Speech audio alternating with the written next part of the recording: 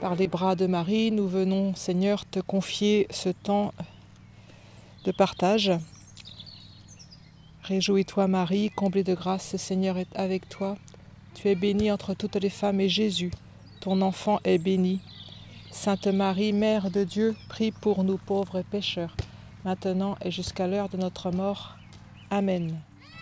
En fait, j'ai eu l'occasion, il y a quelques semaines, de marcher dans un désert pendant toute une semaine, dans un groupe chrétien, accompagné par un prêtre. Et c'est pour vous faire profiter de ce que j'ai vécu que je vous propose sur quelques vidéos de carême de partager quelques paroles qui m'ont été données ainsi que quelques méditations.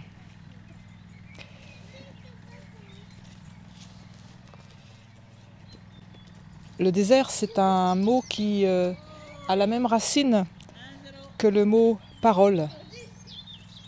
Et c'est un temps effectivement où on va, sans se couper du monde, peut-être permettre, comme Abraham l'a fait, de nous mettre en retrait pour devenir vraiment féconds. Dans le livre de la Genèse, chapitre 12. Le Seigneur dit à Abraham, quitte ton pays, ta parenté et la maison de ton père, et va vers le pays que je te montrerai. Je ferai de toi une grande nation. Je te bénirai, je rendrai grand ton nom, et tu deviendras une bénédiction. Je bénirai ceux qui te béniront.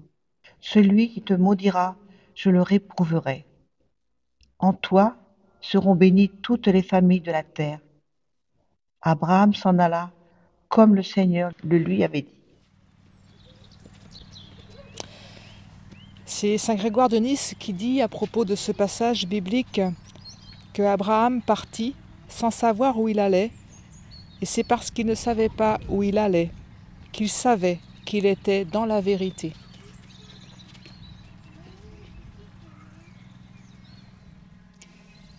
Avec Abraham, nous acceptons pendant ce temps de carême de quitter, de lâcher, de perdre.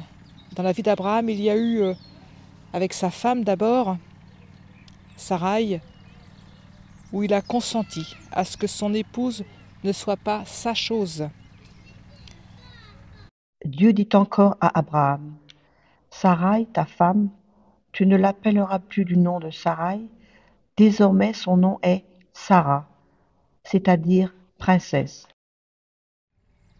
Ensuite, c'est avec le partage de sa terre avec Lot. Lot, qui accompagnait Abraham, avait également du petit et du gros bétail, et son propre campement. Le pays ne leur permettait pas d'habiter ensemble, car leurs biens étaient trop considérables pour qu'ils puissent habiter ensemble. Abraham dit à Lot, surtout qu'il n'y ait pas de querelle entre toi et moi, entre tes bergers et les miens, car nous sommes frères. N'as-tu pas tout le pays devant toi? Sépare-toi donc de moi.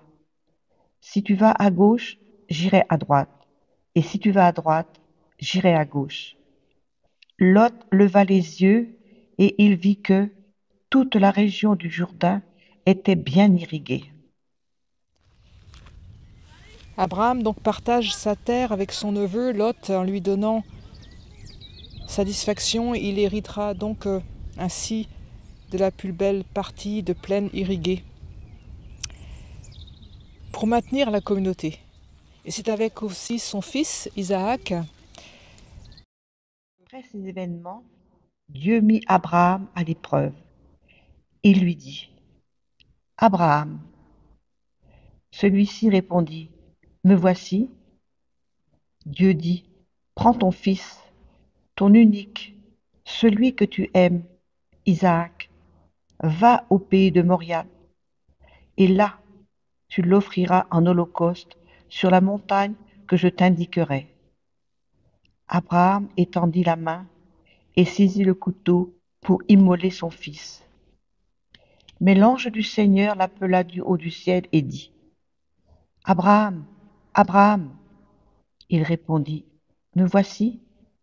L'ange lui dit, Ne porte pas la main sur le garçon, ne lui fais aucun mal. Je sais maintenant que tu crains Dieu.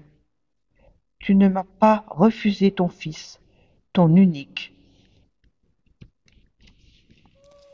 Abraham manifeste sa soumission à Dieu et ainsi Dieu lui révèle aussi que l'âge des pères qui étaient, selon des coutumes ancestrales, avec la possibilité de droit de vie et de mort sur leurs enfants et leurs femmes, est définitivement révolu. Voilà, avec ces trois situations où Abraham va écouter la parole de Dieu, se mettre en route, tout quitter et devenir vraiment fécond. On entend « En toi seront bénies toutes les familles de la terre ». Et effectivement, il y a ce passage en Genèse 22 où l'ange du Seigneur appelle une seconde fois Abraham.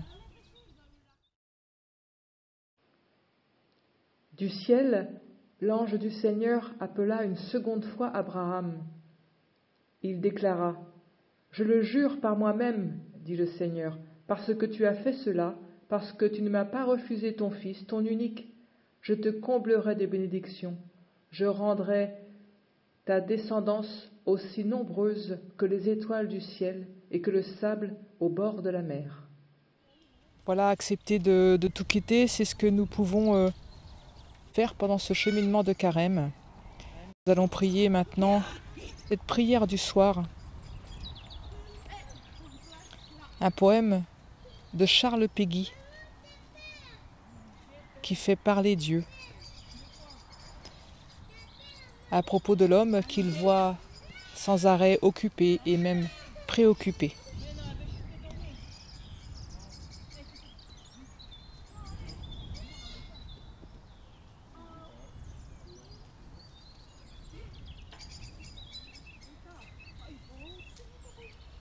Il y a des hommes qui ne dorment pas. Je n'aime pas celui qui ne dort pas, dit Dieu. Le sommeil est l'ami de l'homme. Le sommeil est l'ami de Dieu. Le sommeil est peut-être ma plus belle création. Et moi-même, je me suis reposé le 7e jour. Celui qui a le cœur pur dort. Et celui qui dort a le cœur pur. C'est le grand secret, d'être infatigable comme un enfant. Or, on me dit qu'il y a des hommes qui travaillent bien et qui dorment mal, qui ne dorment pas, comme l'enfant se couche innocent dans les bras de sa mère. Ainsi, il ne se couche point innocent dans les bras de ma providence. Ils ont le courage de travailler. Ils n'ont pas le courage de rien faire, de se détendre, de se reposer, de dormir. Les malheureux, ils ne savent pas ce qui est bon. Ils gouvernent très bien leurs affaires pendant le jour, mais ils ne veulent pas m'en confier le gouvernement pendant la nuit. Comme si je n'étais pas capable d'en assurer le gouvernement pendant une nuit. Comme si plus d'un qui avait laissé ses affaires très mauvaises en se couchant ne les avait pas retrouvées très bonnes en se levant. Parce que, peut-être, j'étais passé par là. Amen.